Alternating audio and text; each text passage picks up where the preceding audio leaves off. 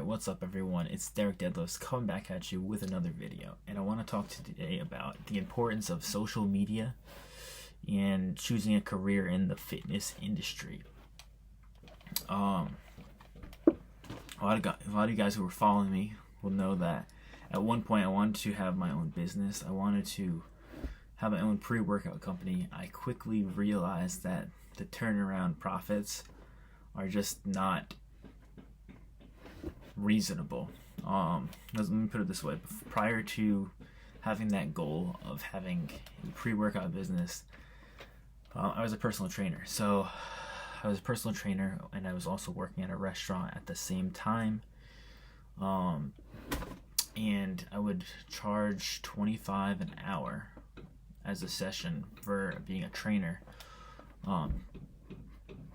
Keep in mind that I would only take on like 2 to 3 clients at once, so the majority of my time was to my cooking job, where I got paid hourly and it was more consistent, right? So this was just some side money. But if I were to sell, after I did all the profit margins on how much the containers cost, how much it costs to make a label, how much it costs for all the technology needed to start a business, I quickly realized, okay, this is going to take like a few $1,000s to get this business up and running, and that's not a guarantee that everything's going to sell.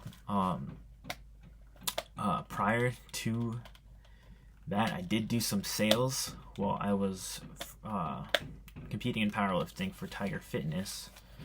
But this video, I want to talk about why you should not be chasing the medals, which is what some people are doing. They're chasing the medals and giving up their time, is putting all their time into chasing the medals.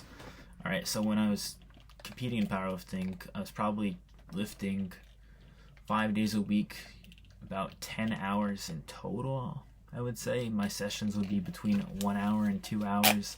I was putting a lot of time into chasing a goal, right? And if it wasn't for Instagram and YouTube, back in the day, all the amateurs would not really be able to monetize themselves. But because of social media, Instagram, I was able to get my feet wet in the marketing side of things. So I did sales for Tiger Fitness, where I was able to realize that how hard it actually is to sell supplements, and that it's a lot easier to sell people personal training than it is to sell people a powder. So that's another reason why I was like, maybe this is not like the best route to go. And also the supplement industry is super saturated, guys. How many brands are there, guys? There's Optimum Nutrition, there's Monetizing, there's Tiger Fit, MTS Nutrition. Like, someone's coming up with a new protein powder every week, right? And there's a lot of competition now. Whereas with personal training, I'm not saying that there isn't a lot of competition, because there is a lot of personal trainers out there, and there are a lot of people who do it full time.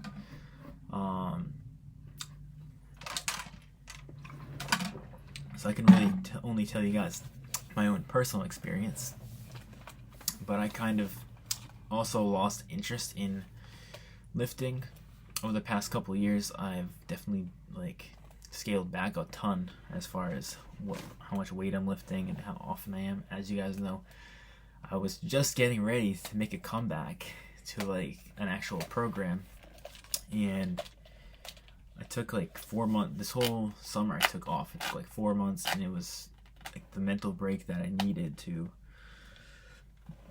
just kind of chill out and focus on my job and just kind of enjoy other things. Enjoy going on walks, enjoying riding my bike outside, my electric bike, and just being out, being outside instead of just focusing on achieving a higher and higher deadlift or achieving a higher and higher bench press, which is what the goal was when I was competing.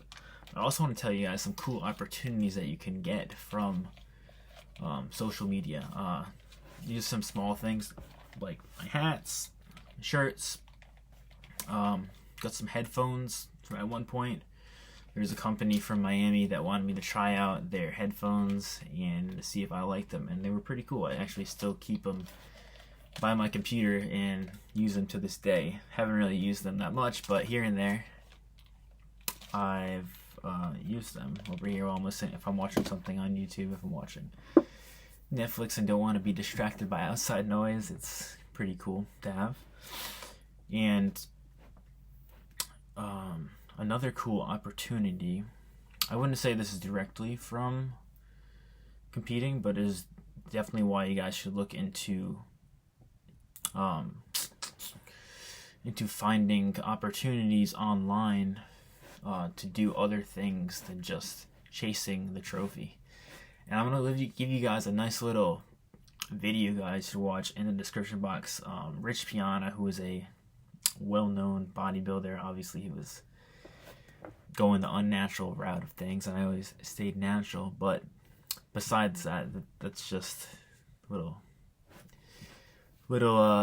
debate that people like to get into when they watch the fitness videos, right? But he spent a lot of money and a lot of time when he was younger, like he said, chasing the trophy, and he pulled back and stopped competing is when he actually monetized off of his physique.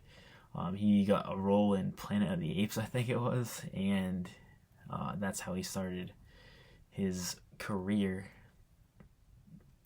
That's where he started really like blowing up, and with like 5%, he did end up starting his own supplement company, 5% Nutrition, when he was older. But how he got his first big check was through acting, and I was able to land a small little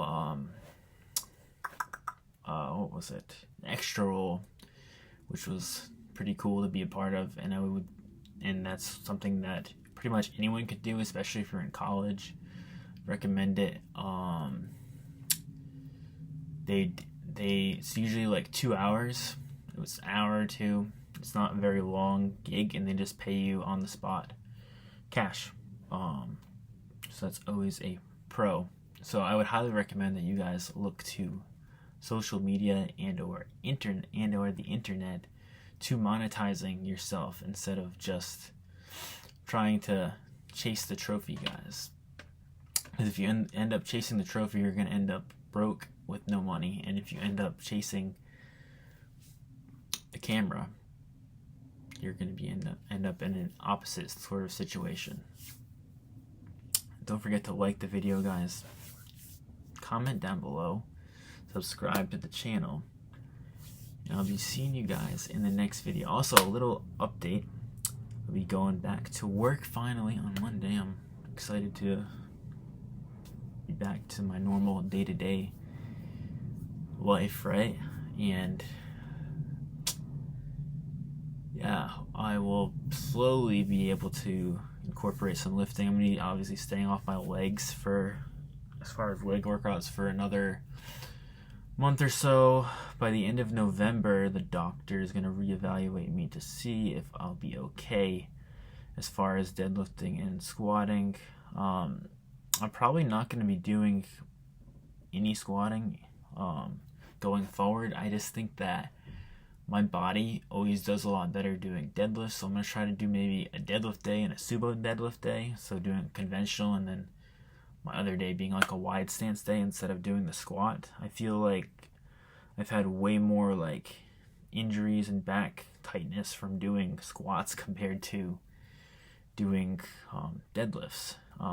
However, the only time I actually did get hurt on my back was doing sumo deadlift, so I'm going to just try to take it light. Obviously, on my comeback, I'm not going to be going for any records over here. I was just really pleasantly surprised to see myself still being able to pull 365 a couple weeks ago. So obviously this next time around it's going to be a slower comeback, but we will see where things go the next couple weeks, and next week I'll be able to start doing some light stuff again. So yeah, don't forget to like the video, comment down below, and subscribe to the channel.